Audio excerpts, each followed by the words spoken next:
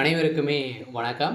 சற்று முன் கிடைத்திருக்கக்கூடிய ஒரு மிக மிக முக்கியமான செய்தி ஒன்று வெளியாகியுள்ளது.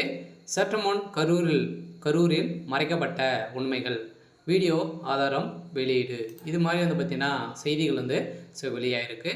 இப்போ சதுரடியாகவும் பார்த்தீங்கன்னா கரூரில் நடந்த சம்பவத்தின் அடிப்படையில் சதுரடியாகவும் பார்த்தீங்கன்னா நம்ம எதிர்பார்த்த மாதிரி பார்த்தீங்கன்னா ஒரு ஒரு மிகப்பெரிய சம்பவம் நடைபெறுது இல்லையா? ஸோ அனைவருக்குமே தெரியும் கரூரில் செந்தில் பாலாஜி அவர்கள் செய்த சம்பவம். ஸோ நாடு முழுவதுமே பேசக்கூடிய அளவிற்கு சம்பவம் நடந்தது.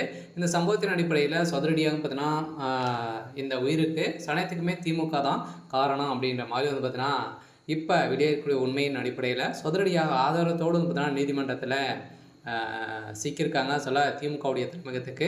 ஸோ நீதிமன்றம் போட்ட உத்தரவின் அடிப்படையில் முதல்வர் ஸ்டாலினுடைய கதை ஒட்டுமொத்தமாக முடிந்திருக்கு. சொல்ல ஏற்கனவே ஸ்டாலினுடைய ஆட்சி சரியில்லை அப்படின்ற மாதிரி திமுகவுடைய அலுவலகத்திற்கு நிறைய எதிர்ப்புகள் இருந்தது. இந்த எதிர்ப்புகளின் அடிப்படையில் இப்போ சதுரடியாக பார்த்தீங்கன்னா கரூரில் நடந்த மறைக்கப்பட்ட உண்மைகள் இப்போ வீடியோ காட்சி வெளியாக இருக்குது. இந்த வீடியோ காட்சியின் அடிப்படையில் ஒரு மிகப்பெரிய செய்தது ஒரு மிகப்பெரிய கூட்டு சதி அப்படின்ற மாதிரி இப்போ தகவல் வெளியாக இருக்குது. இதை பற்றி இந்த வீடியோவில் நம்ம முழுமையாக பார்க்கலாம்.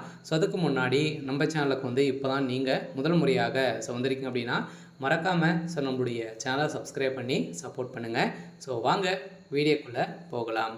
பார்த்தீங்கன்னா கரூரில் மறைக்கப்பட்ட உண்மைகளை பொறுத்தளவுக்கு பார்த்தீங்கன்னா விஜய் அவர்கள் மீது தான் அனைத்துக்குமே பொறுப்பேற்க வேண்டும். அவர் செய்தது ஒரு மிகப்பெரிய கூட்டு சதி. அவர் நேரத்துக்கு வராது தான் இது மாதிரி சம்பவம் நடந்திருக்கு அப்படின்ற மாதிரி விஜய் மீதே திமுகவினர் பார்த்தீங்கன்னா கடுமையான விமர்சனங்கள் செய்து அவர்களை அரசியலாகவே மாற்றியிருந்த நிலையில் இப்போ அதிரடியாக பார்த்தீங்கன்னா அங்கு சிசிடிவி காட்சி மூலமாக சிக்கிய வீடியோக்களின் அடிப்படையில் அதிரடியாக அங்கு ஏற்கனவே திமுக பார்த்தீங்கன்னா கூலிப்படைகள் இறக்கி மாதிரி சம்பவங்கள் நடத்துறதுக்கான அனைத்து முன்னேற்பாடுகளுமே அங்கே நடந்தது இல்லையா? அனைவருக்குமே தெரியும். திமுகவுடைய அறிவாளர் தான் பார்த்தீங்கன்னா அனைத்துக்குமே இடம் கொடுத்துருந்தாங்க. இது ஒப்புதல் கொடுக்காம இருந்த நிலையில் ஒரு சிக்கனமான இடத்துல கொடுத்துருந்த நிலையில் விஜய் அவர்களுக்கு எப்படி கூட்டம் வரும் அப்படின்ட்டு அனைவருக்குமே தெரியும். இதை தெரிஞ்சுக்கிட்டு பார்த்தீங்கன்னா இது மாதிரி இடத்துல கொடுத்த சம்பவத்தின் அடிப்படையில் தான் இது மாதிரி நடந்திருக்கு அப்படின்ற குற்றச்சாட்டுகள் வைத்திருக்காங்க.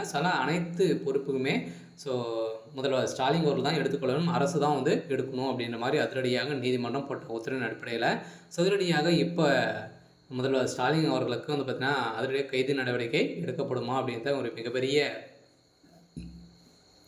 கேள்விக்குறியாகவே இருக்குது. இருந்தாலுமே நீதிமன்றம் வழங்கிய தீர்ப்பின் அடிப்படையில் விஜய் அவர்களுக்கு ஒரு மிகப்பெரிய வெற்றிகள் கிடைத்திருக்கு. இருந்தாலுமே என்ன நடக்குது அப்படின்றத தொடர்ந்து அடுத்தடுத்த வீடியோவில் பார்க்கலாம். சரி, ஓகே. இன்னைக்கான அப்டேட் இதுதான். மறக்காமல் நம்மளுடைய சேனலை சப்ஸ்கிரைப் பண்ணி சப்போர்ட் பண்ணுங்கள். தேங்க்யூ.